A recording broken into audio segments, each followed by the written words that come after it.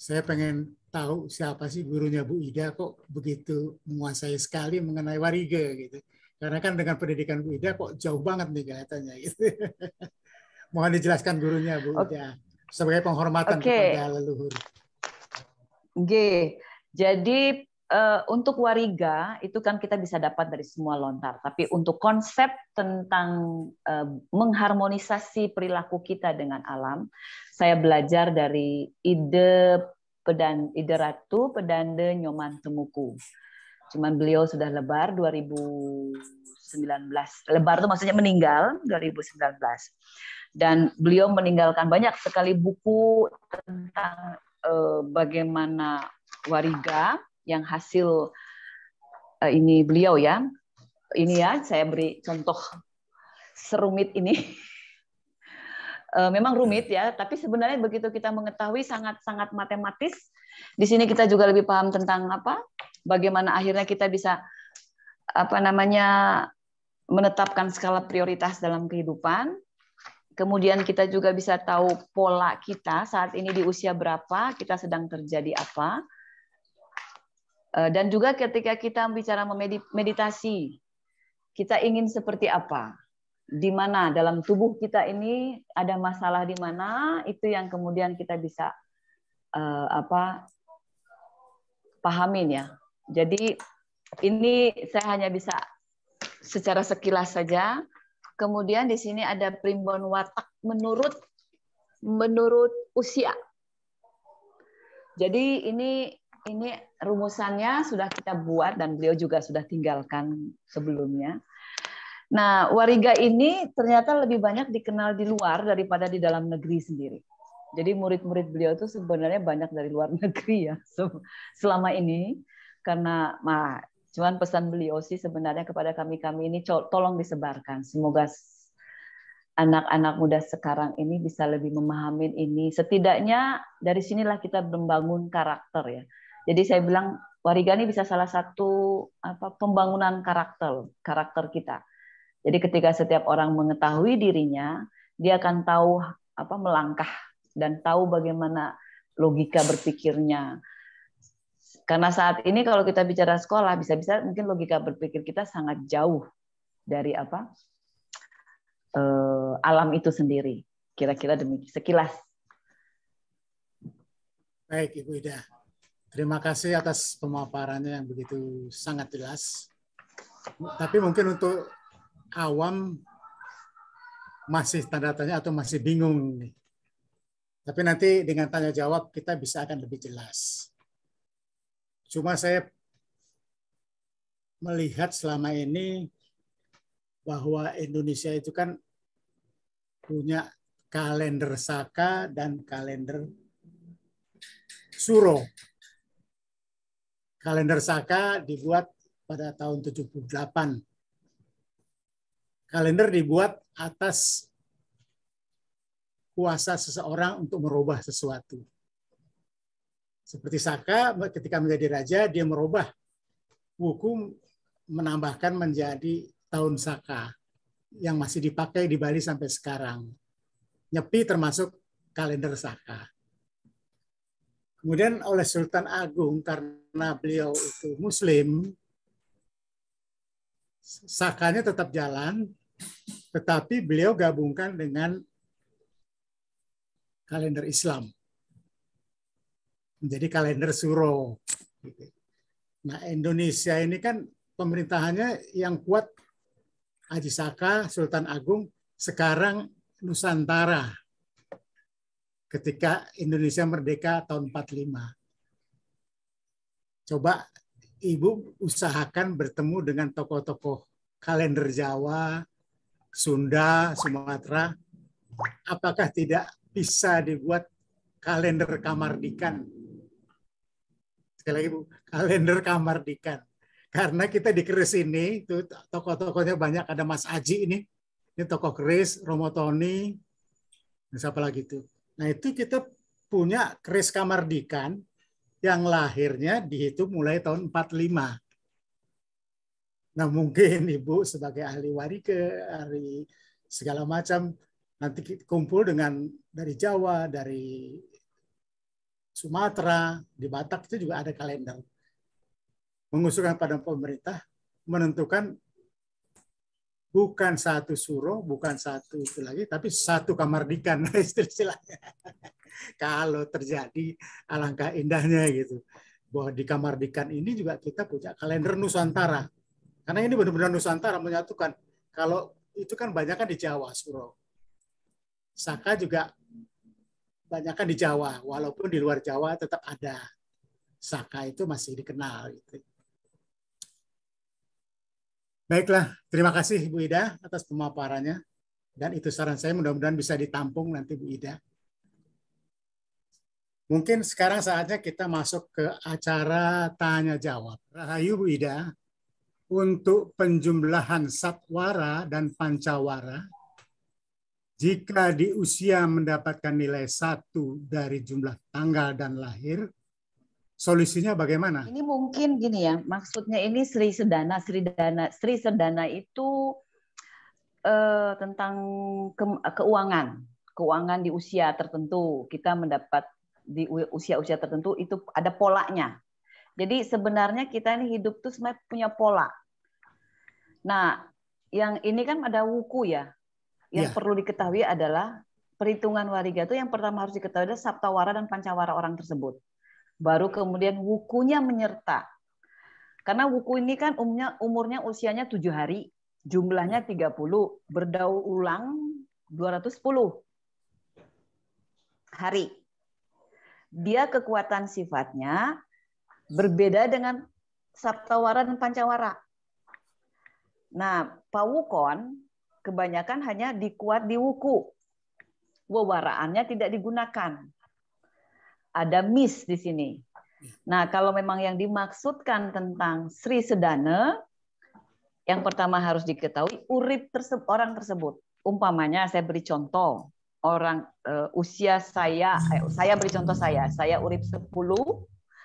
Di urip 10 saat ini usia saya ini Sri Sedana atau mungkin perekonomian saya di 5 tahunan ini itu nilainya 4. 4 itu penghasilan yang baik, cukup sangat baik, bukan sangat baik. 5 sangat baik sampai 8. Jadi ada 8 ini. Jadi usia kita dari situ kita bisa mengukur di usia kapan. Ada yang 0. Umpamanya kalau dia urip 10 usianya saat ini 43 atau 4 sampai 48, dia ekonominya lagi menurun. Jadi 0 ininya, sedikit suffering ya. Jadi harus lebih banyak Nah, ini kalau bicara ke demikian ke perekonomian. Nah, pertanyaan tadi kalau dibilang wukunya, saya tidak bisa bicara wuku saja tanpa bicara wawaraan. Ini saling menggandeng karena bicara diri kan kita kompleks, tidak satu, harus ada penyertanya. Nah, dan kemudian di hari apa? Jadi bukan bicara tahun, tapi bicara hari. Jadi umpamanya minggu ini ada wuku apa? Kemudian urip saya berapa? Itu harus diketahui dulu. Jadi makanya tadi saya bilang apakah yang dimaksudkan Sri Sedananya, ekonominya dalam 5 tahun ini atau bicara urip hariannya. Itu yang harus dipahamin. Karena ritme harian ini kan eka dasawaranya harus diketahui juga. Tidak hanya saptawara pancawara yang sebagai urip kita, tapi efek kepada yang lainnya, dwiwara, triwara, ekawara, kemudian satwara, sampai dengan dasawara. Makanya disebut eka dasawara. Kalau di Jawa kan cuma hanya tahu, Jawa Sunda hanya tahu saptawara dan pancawara. Yang lainnya tidak. Nah, primbon Jawa dan Sunda kan hanya terpatok pada saptawara, pancawara, dan wuku. Penyerta yang lainnya tidak dimasukkan. Nah, ini yang kemudian menjadi ada yang hilang. Bahasanya begitu ya, ada yang hilang dalam memahami siklus. Begitu kira-kira. Ya, baik. Terima kasih Ibu. Semoga Pak Timotius puas dengan jawaban ini. Kalau belum puas nanti bisa disambung. Bisa. Disampaikan. Terima kasih Bu Ida, terima kasih. Nggih. Maaf Bu Ida, untuk yang kesekian itu 5 tahun. Andai kata mendapatkan nilai 5 tahun. 0, ya, itu solusinya bagaimana Bu Ida untuk meningkatkan, menaikkan angka 1 atau 0 itu? Terima kasih. Oh, Sri Sedananya ketika kita 0 atau kemudian 1. Ya di sini berarti kan ketika kita sadar, lebih banyak kita ning, pikiran. Jadi semua ini kan kita nih hidup bagaimana berpikir kita. Dari semua sistem ini, jadi dari kalau saya boleh dari wewaraan, kemudian sasi sampai dengan ini, yang terakhir adalah ning. Menjalani itu bukan ikhlas, tapi terus aja berbuat ning dengan pikiran yang ning. Nah, pencapaian ning ini kan susah ya. Saya sendiri belum ya, karena kita masih penuh dengan dialektika. Jadi ya kadang-kadang memang bisa, tapi kadang-kadang juga loose. Jadi ya kembali saya tidak bisa bilang bagaimana kita menaikkan, ya kitanya sendiri yang harus lebih banyak, bukan pasrah ya, bahasa yang tepat tetap berbuat, tetap bertindak. Semesta pun juga akan tahu itu, pahamin itu ketika kita memang menjalani tiap harinya, tidak melanggar baik buruk atau tidak berkonflik banyak. Selalu pasti ada jalan. Kira-kira cukup, Pak Tony? Ya. Terima kasih Bu Ida, terima kasih. Mungkin bisa dilanjut lain waktu. Baik, terima kasih Pak Timotius pertanyaannya. Pertanyaan selanjutnya adalah sahabat baik saya, Mas Aji Sutejo. Beliau ingin bertanya kepada Suhu Liongbi. Monggo Mas Aji Sutejo, dilanjut. Rahayu, Suhu Liongbi. Rahayu. Oke. Rahayu. Saya mau bertanya ini terkait rumah ya, terkait Feng Shui. Rumah saya ini menghadap ke utara dan kebetulan di tengah ruangan, di ruang tengah, setelah ruang tamu dan ruang keluarga itu, kita jadikan dapur sebelah kanan terutama ya. Gimana menurut panjenengan, Suhu? Terima kasih. Kalau menurut saya sih dapur itu alangkah bagusnya di pojok sebelah kanan. Di pojok sebelah kanan, dan pada waktu masak itu masuk ke dalam, jangan ke arah pintu.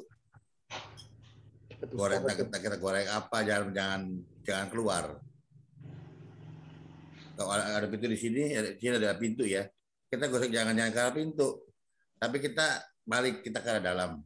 Jadi seolah-olah rezeki masuk kita bawa ke dalam seperti itu. Begitu. Jadi kalau posisi di tengah gimana? Kurang bagus ya? Gimana? Kalau posisi di tengah sebelah kanan, di tengah sebelah kanan memang agak ke dalam. Ya pokoknya dibikin bagaimana caranya pada waktu masak itu dibikin ke dalam masakannya. Ke dalam ruangan. Ke dalam ruangan. Oh, ke dalam ruangan. Ke dalam ruangan ya. Oh gitu. Biar dibaca ya rezeki masuk ke dalam ruangan. Gitu. Jadi kalau saya pribadi sih ya sederhana, simpel, tapi ya begitulah, bisa dicoba nanti. Biasanya banyak perubahan-perubahan dalam hidup. Oke. Berarti arah memasaknya ke dalam gitu ya? Arah masak ke dalam. Ya, terima kasih Suhu. Matur suwun. Terima kasih Mas Haji. Suhu Liongbi, terima kasih. Pertanyaan berikutnya adalah dari Bapak Hendro Kuncoro. Ibu Ida, apa buat buku yang mudah dipahami tentang warige, baik tentang urip, harmonis, dan konflik? Monggo Ibu Ida.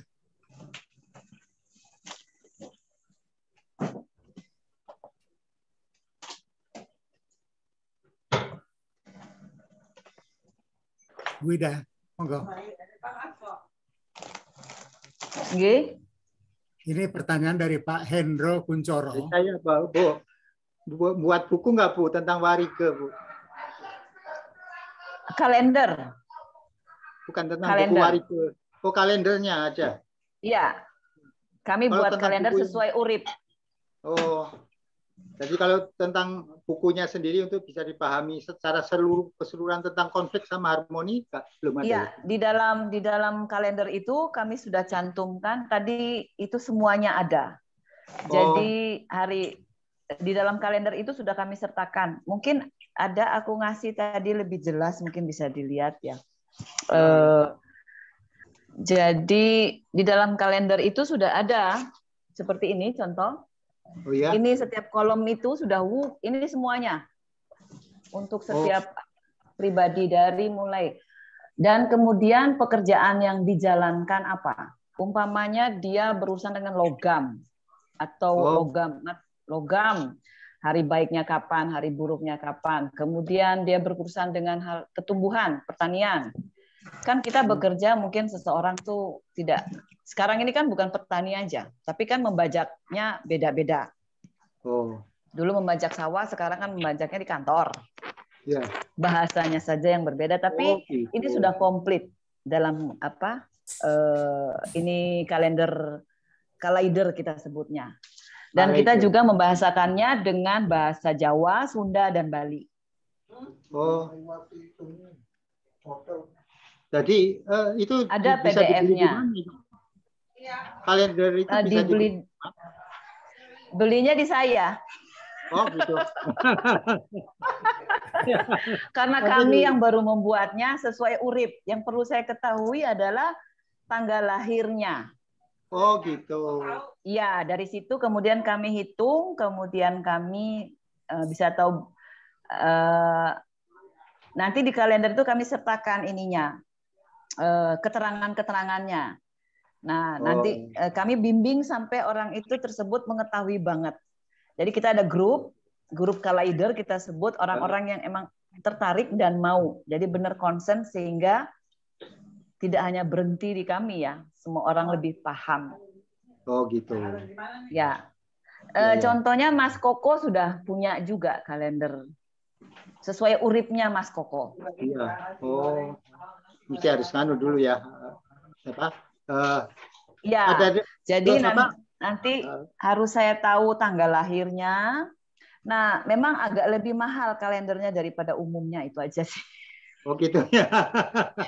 Tapi tidak sampai juta-juta enggak. Tetap bisa terjangkau kok. Cuman memang kalau orang sekarang beli kalender 10.000 ya kami enggak, karena kan ini bicara pribadi ya. Ya, memang itu harus hitung-hitungan ya Bu ya. Iya, benar. Nanti kalau memang ada yang berminat silakan saya dijapri melalui Mas Bambang sama Mas Tony. Oh, Mangga. Nanti kalau yang ingin lebih belajar lagi saya masukin ke dalam grup kalender. Ya. Soalnya kalau Jawa katanya kurang lengkap kan Bu ya? Iya, benar. Ada beberapa bagian yang miss ya. Sunda dan Jawa ya. Kalau kakek saya dulu nggak belajar itu dari apa? Dari Jawa, tapi ya itu yang misalnya apa?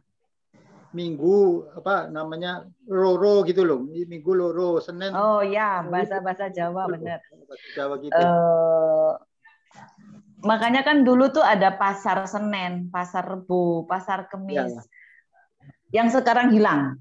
Padahal disitulah kita bisa tahu pasar Senin apa yang dijual belikan, pasar Rebo apa saja yang diperjualbelikan. Itu sesuai supaya dia harmoni sekali dengan alam. Ini yang kemudian apa? Tidak lagi terjadi hari ini. Bapak-bapak dan ibu-ibu yang lain mungkin mau bertanya, langsung juga boleh loh. Saya Mas. Oke. Terima kasih. Saya Waskito. Oh, Mas Waskito. Oke, monggo Mas Waskito. Sohibnya nih, Bu Ida. Ya.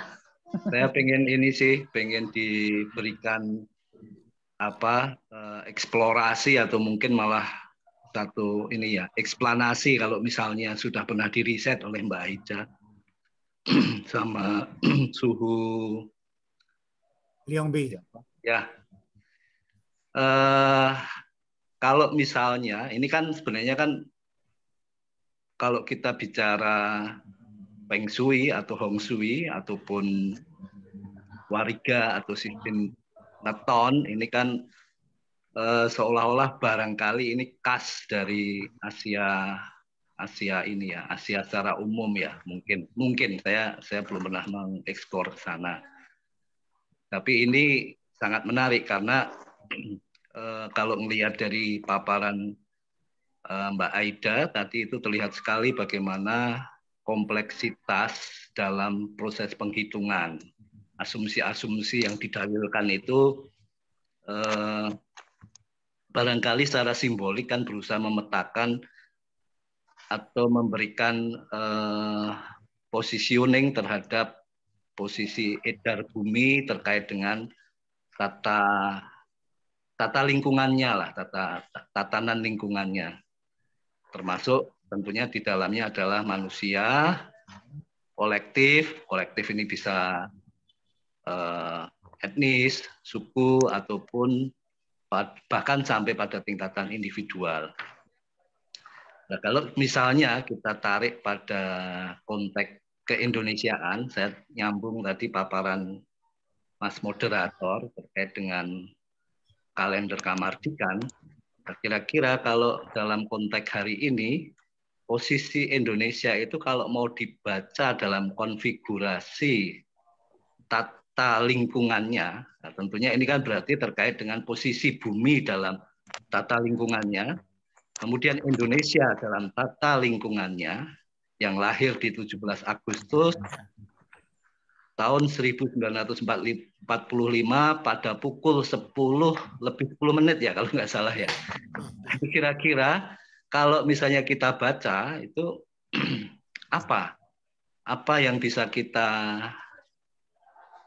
berikan kisi-kisi atau visi kini dan ke depan terkait dengan Feng Shui-nya, tata lingkungannya, katakanlah misalnya dalam konteks utara, selatan, barat, timur, terus dalam kaitannya dengan waktu. Nah, ini kira-kira seperti apa? Mungkin kedua narasumber bisa sedikit punya visi atau pembacaan terkait dengan Indonesia yang hari ini kalau dalam konteks yang mungkin lebih modern dan lebih lazim di kita kan ini soal geopolitik. Tapi kalau kita tarik ke dataran wariga ini ternyata bukan hanya geopolitik, ada geo kelangitan ya Kak. Karena ada tatanan langit, alam langit yang ini juga mempengaruhi bagi bumi. Monggo buat kedua narasumber mungkin ini cukup menarik karena hari ini situasi kita ini cukup pelik karena ada perang Ukraina Rusia, pasca konflik yang belum pemulihan ekonominya juga belum terlihat baik. Lah ini kira-kira kalau etnoscience sebutlah itu etnoscience, posisi wariga akan punya narasi seperti apa, posisi Feng Shui punya narasi seperti apa. Monggo, matur suwun, itu saja. Baik. Monggo dari Suhu Liongbi dulu, Ge. Kalau sampai pribadi bicara diri sendiri dulu dari keluarga gitu. Jadi kalau kita bicara ada perang, ada ini masalah politik, ada demo, ada ini, kalau menurut pendapat saya nggak usah diurusin lah. Seperti itu. Kita bicara kita sendiri dulu gitu loh. Yang penting kita bisa makan, kita bisa hidup seperti itu. Itu poinnya. Jadi percuma kita ibaratnya kita bicara A, B, C, D, tapi kita sendiri kelaparan. Gitu. Begitu kok saya. Saya sendiri kurang begitu paham tentang wariga atau leluhur yang dulu yang lama ya walaupun saya ada bukunya, buku tentang primbon apa, itu pun jarang saya baca. Kenapa? Karena saya pikir itu hanya seperti orang yang mempersulit diri sendiri. Seperti itu. Jadi mesti hari ini mesti begini, jam segini mesti begini, jam begini. Kalau menurut pendapat saya pribadi ya kayak seperti orang bikin susah sendiri gitu loh. Kayak gitu menurut pendapat saya. Jadi menurut saya sih semua contoh hari ya, semua hari semuanya bagus. Terus pekerjaan apa yang cocok? Menurut pendapat saya pekerjaan yang cocok adalah pekerjaan yang dikerjakan, action. Percuma kalau kita punya wariganya, kita di perikanan, tapi kita nggak punya uang, terus kita nggak punya lahan, nggak punya ikannya juga, punya yang sama aja bohong kan, saya pikir. Jadi kalau saya pribadi berpikir bagaimana caranya kita dulu fokus dulu ke kita dulu, baru kita bisa berbagi ke orang lain gitu loh. Itu kalau pendapat saya. Nah,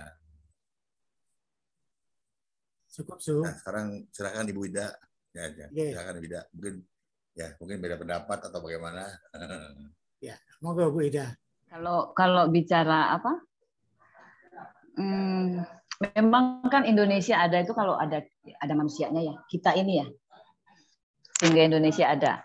Kalau dilihat dari wariga, Indonesia lahir itu kan di Jumat Sukra atau Sukra Umanis. Bukunya Menail, uripnya 11. Urip 11 di tahun ini memang banyak konflik. Kalau bicara person ya, banyak konflik. Di bulan April ini terutama, dan nanti di bulan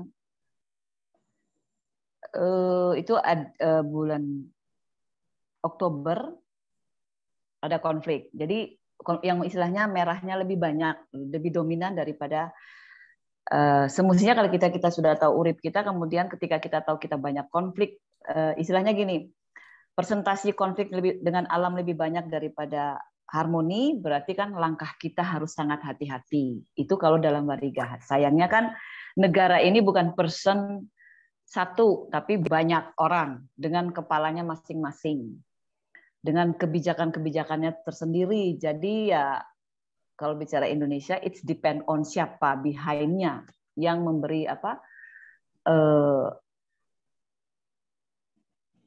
keputusan. Sedang satu sisi kalau dalam lontar segara bumi di era ini memang sedang banyak terjadi konflik manusia dengan alam secara keseluruhan.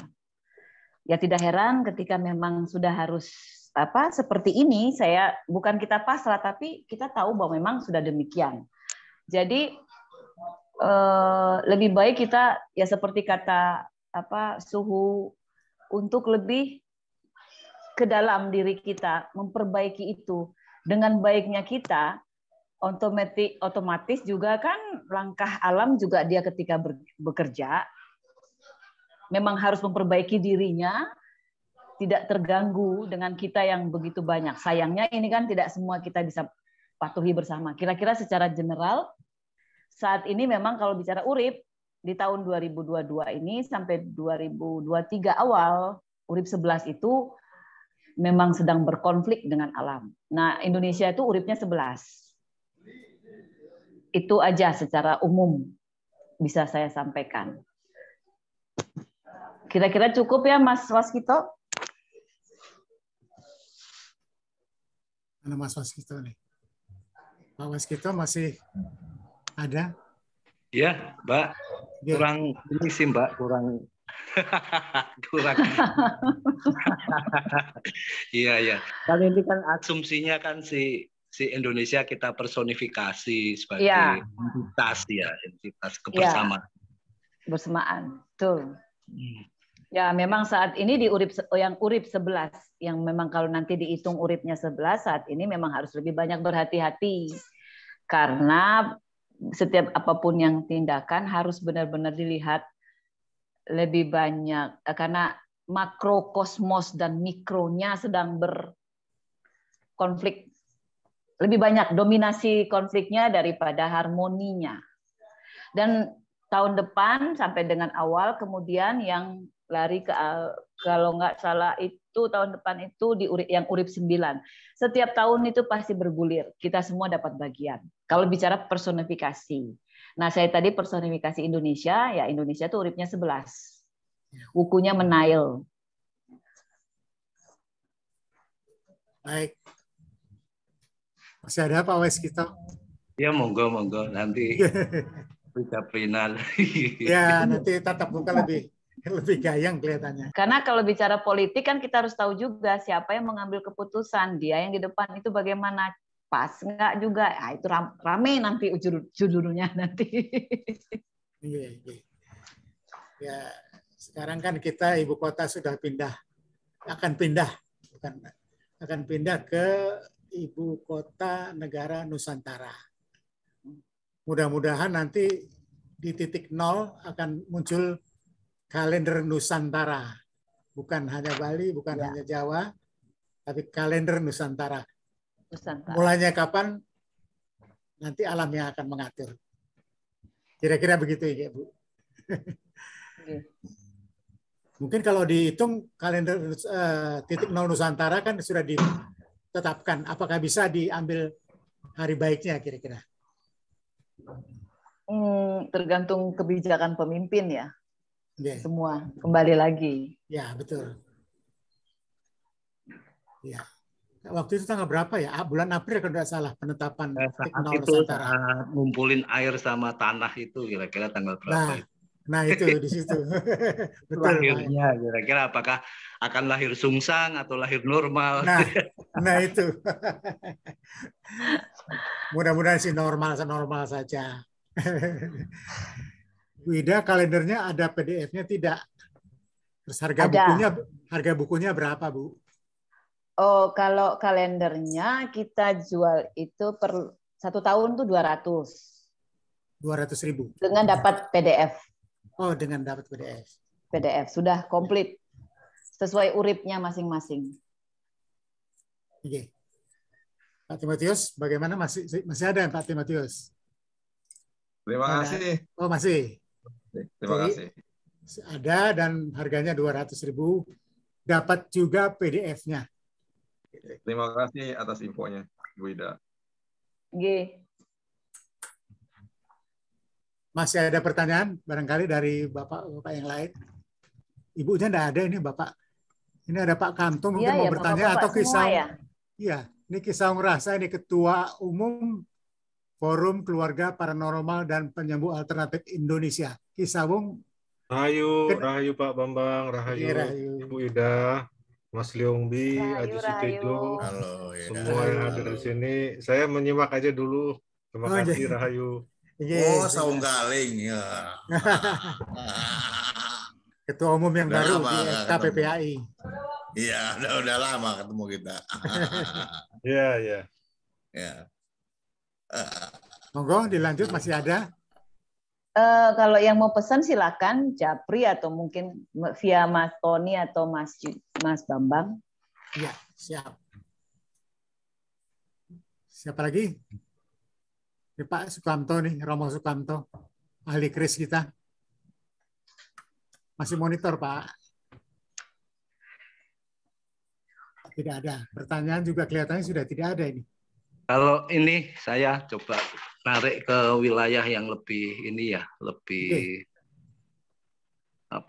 asumsi waktu. Nah, ini kalau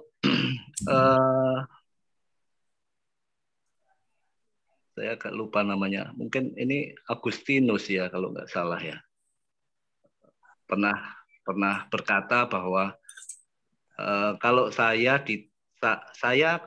tahu waktu, kalau ditanya soal waktu saya jadi tidak tahu. Jadi seolah-olah itu waktu itu waktu sendiri sesuatu yang sangat susah untuk didefinisikan. Nah, kira-kira seperti itulah kalau yang dia sempat, saya agak lupa, tapi dia sempat mengatakan kalau saya ditanya soal waktu saya jadi tidak tahu. Artinya asumsinya kalau tidak ditanyakan waktu ini dimengerti. Artinya ini wilayah, barangkali waktu itu seolah-olah wilayah penghayatan subjektif masing-masing orang. Nah, ini yang menarik kan sebenarnya asumsi dasar dari hypnoscience yang ada di Wariga atau di sistem penanggalan di Nusantara katakanlah, atau mungkin juga di Cina, karena mungkin di Cina juga mengandaikan itu. Waktu itu secara kosmologis itu diandaikan bersifat siklistik. Artinya waktu ini sesuatu yang ada di luar manusia, ya, eksis di luar manusia, dan dia punya pola siklistik. Sementara kalau dalam konsepsi kosmologi Barat, katakanlah atau Yunani, ini waktu ini kalau tadi kita merujuk pada asumsi Agustinus tadi adalah ruang subjektif. Dia tidak berada di luar diri manusia, tapi dia dihayati oleh si manusia, oleh kesadaran. Nah, dalam kerangka kosmologi modern, waktu ini mereka andaikan bisa bersifat linier atau progresif bahkan. Kalau dalam asumsi orang modern atau produk pencerahan Barat, ada satu kesadaran bahwa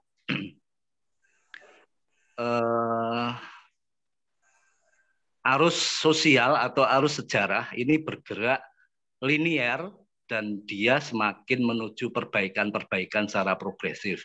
Sementara kalau yang asumsi etnoscience yang Asia tadi, waktu itu berada di luar diri dan dia bersifat siklistik.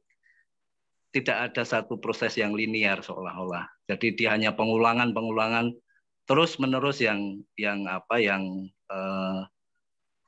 seringkali ini juga punya dampak yang kurang baik bagi kesadaran para penghayat waktu ya. Nah, ini mungkin Mbak Eda bisa mencoba memberikan pemaparan soal perbedaan. Kalau di wilayah filsafat ini namanya wilayah ontologisnya, kira-kira begitu, ontologisnya yang kemudian kalau kita tarik soal kerangka etnoscience dalam Wariga tadi, apakah ini tidak membuat kita seperti ini rasa-rasanya ya kalau melihat persoalan-persoalan kita di era Orde Baru dan di era kekinian ini kan seolah-olah itu terus itulah kira-kira persoalan itu seolah-olah tidak bergerak, seolah-olah ini jadi asumsi waktu yang secara ontologis siklistik ini seolah-olah terulang saja terus-menerus. Baik topik, persoalan-persoalannya mesti dengan kompleksitas yang berbeda hari ini, tapi seolah-olah kita masih dihadapkan dengan persoalan yang itu terus. Sementara di tempat yang lain karena mungkin dia punya asumsi ontologis waktu yang berbeda karena dia mengandaikan satu gerak progresi, ada kesadaran bahwa manusia ini bisa punya kemampuan mencipta sejarah. Ini kemudian ternyata mereka ya kalau kita mau jujur ya mereka berkembang sangat, bahkan kalau dalam kerangka inovasi teknologi ini banyak sekali lompatan-lompatan yang bergerak sangat cepat. Nah, sementara di kita seolah-olah jalan di tempat. Nah, ini apakah kira-kira ini pengamatan ya, hanya pengamatan secara fenomenologis tentunya observasi ini. Apakah itu sebenarnya terkait dengan cara kita menghayati waktu yang sadar atau tidak sadar ini punya asumsi ontologisnya sendiri-sendiri. Nah, ini kan jadi persoalan nih kalau misalnya hari ini misalnya ketika situasi dalam tanda petik berada dalam titik krisis, kemudian kita mendalilkan bahwa oh ini ada kuasa ramalan nih dari masa lalu. Ini siklistik lagi kan tentang keseimbangan bumi keseimbangan kosmis yang goyah sehingga akan butuh satu situasi di mana perbaikan ini harus melewati fase-fase krisis yang barangkali akan cukup menyusahkan bagi kita semua. Tapi ini seolah-olah konsepsi siklistik ini yang kemudian tanpa sadar kita andikan ini diamini oleh banyak orang. Ini yang kalau kita bicara di konsepsi sejarahnya Peter Carey disebut sebagai kuasa ramalan ini. Jadi asumsi-asumsi ontologis tentang masa depan yang ini bersifat siklistik, yang kemudian ini berulang terus-menerus. Ya. Sementara yang di barat sana dia sudah secara linear bergerak maju secara progresif dengan banyak capaian-capaian yang kemudian topiknya sudah banyak bergeser. Sementara kalau kita hari ini kita bentangkan ke tahun-tahun 90-an dan saat ini topiknya tuh seolah-olah belum bergeser lah. Ini menarik ini sebenarnya meski nggak terkait secara langsung ya dengan wariganya, tapi bagaimana kita menghayati waktu ini nampaknya punya implikasi tertentu yang dalam hal ini kemudian karena asumsinya tadi siklistik, kalau soal ontologi waktu kita, ini kemudian kita menjadi fatalis atau istilahnya Suhu tadi mempersulit diri sendiri ya, fatalisnya di situ. Terima kasih Mbak Aida. Masih ada tanggapan dari Bu Ida? Ya ini kan kalau Mas Koko saya dari filsafat dan teori ininya ya. Kalau kita bicara kita bumi diam kita semua kita kan bicara bumi bukan hanya Indonesia. Indonesia kan imajiner ya.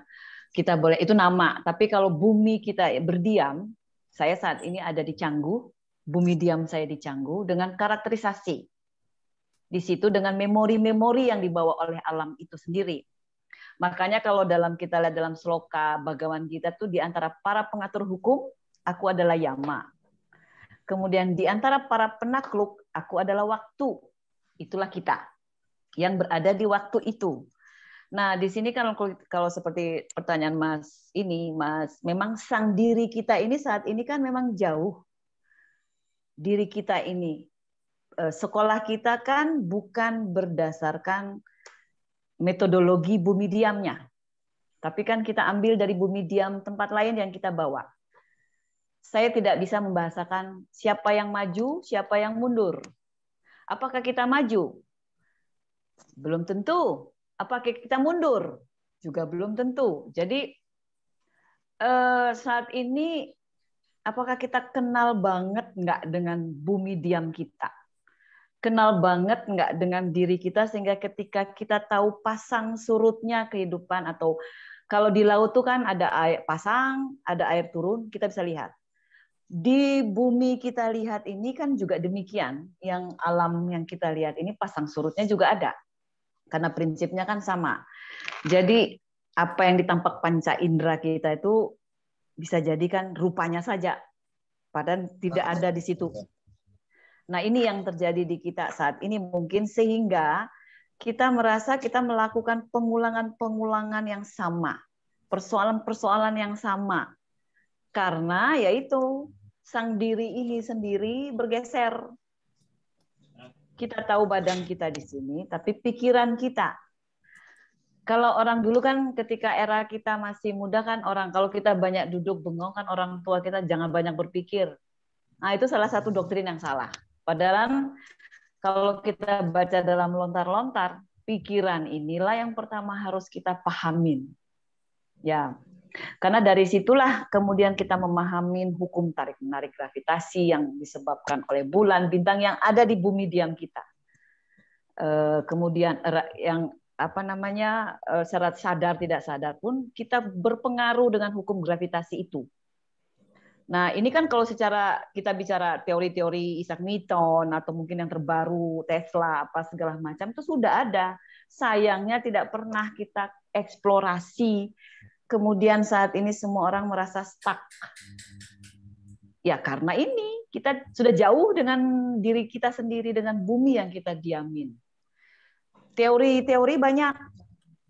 Nah, inilah yang kemudian pemahaman waktu kita saat ini memang mungkin sudah kita tidak pahamin sendiri. Sehingga terasa terasing. Setidaknya secara general ya. Secara general apa yang terjadi hari ini ya mungkin karena kita yang manusia yang diam di bumi ini juga sudah tidak memahami. Kan konsep-konsep seperti kalau kayak di Bali, Trihita Karana. Secara slogan semua paham. Kemudian dibawa ke dalam pemahaman luar negeri, ada Thanos, ada Kronos. Tapi itu juga setelah dibawa keluar, dibawa lagi ke dalam. ini yang saya ya mungkin memang kita semua yang harus melakukan perubahan itu. Kalau tidak ya tetap aja kita begini-begini saja. Yang seperti Mas ini kok seperti melakukan pengulangan yang sama. Kira-kira demikian. Jadi ya dari diri kita sendiri yang harus melakukan perubahan itu. Ya Mas Ko. Baik Bu Ida, terima kasih. Semoga jawaban dari Bu Ida memuaskan was-was kita.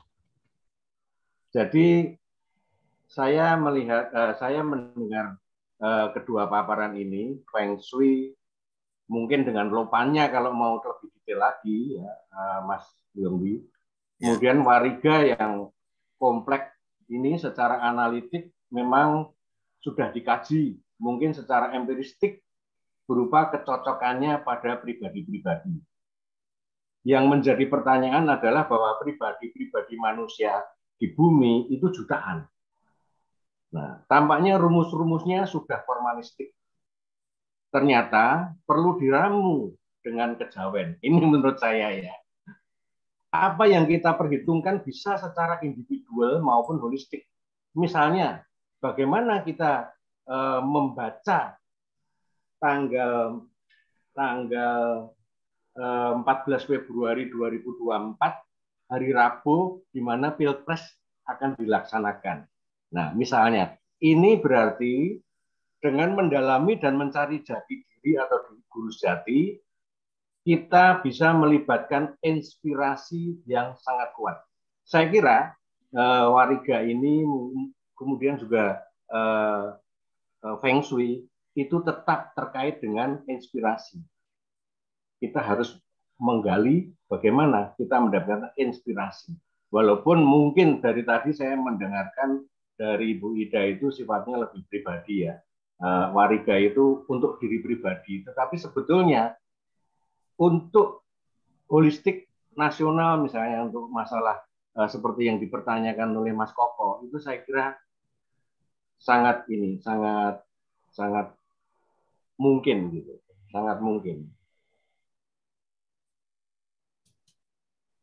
Jadi pembicaraan malam ini sangat menarik dan cukup menyita pemikiran benar-benar karena apa yang dipaparkan, apalagi yang dipaparkan oleh Bu Ida itu betul-betul detail sekali.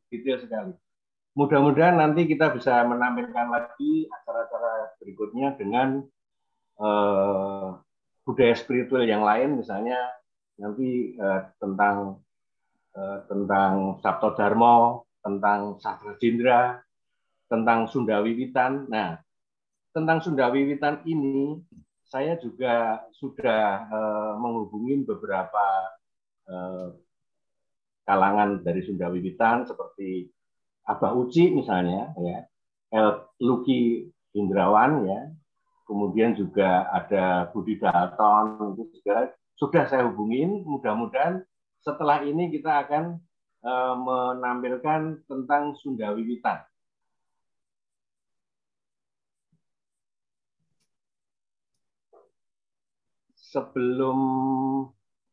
Sebelum kita berpisah, saya mencoba untuk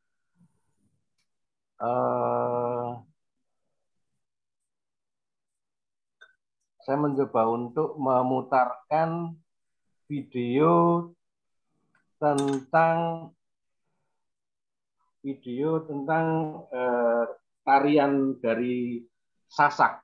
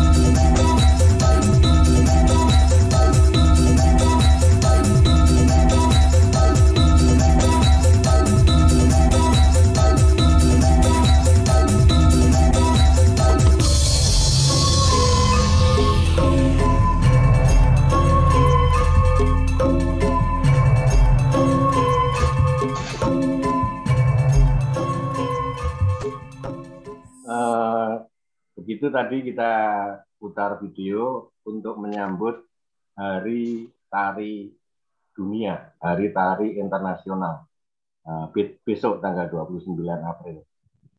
Kemudian saya mengucapkan terima kasih kepada Mas Leongbi, juga terima kasih kepada Mbak Cecilia Aida dengan pemaparannya yang sangat-sangat komprehensif. Kemudian juga terima kasih kepada moderator Romo Bambang Eko Priyono dan juga para hadir.